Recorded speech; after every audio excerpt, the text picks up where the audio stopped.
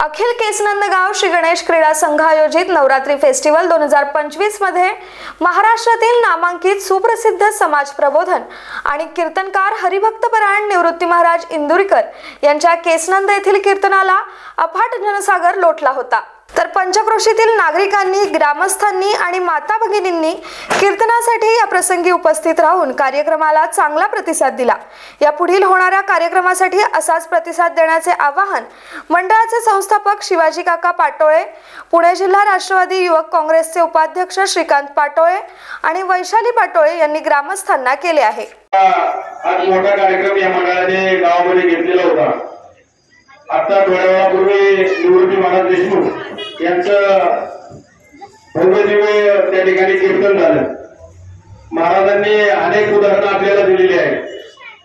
गावामध्ये वावरत असताना आपण समाजाचं काहीतरी केलं लागतोय, या पद्धतीने आपण गावामध्ये वावरलं पाहिजे।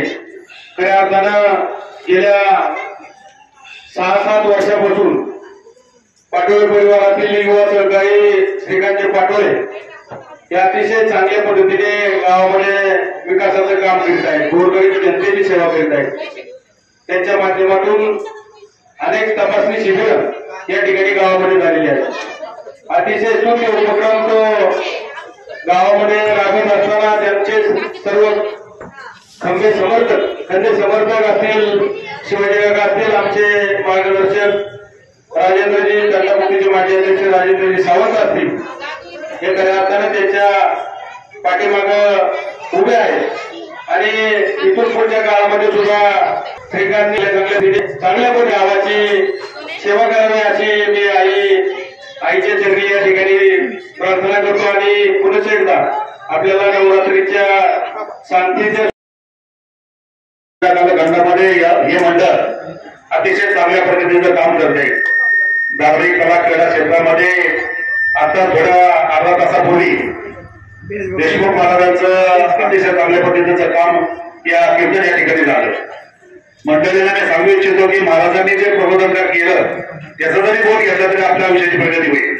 आणि जाता जाता त्यांनी एक स्पर्श केला, राजकारणाला स्पर्श केला।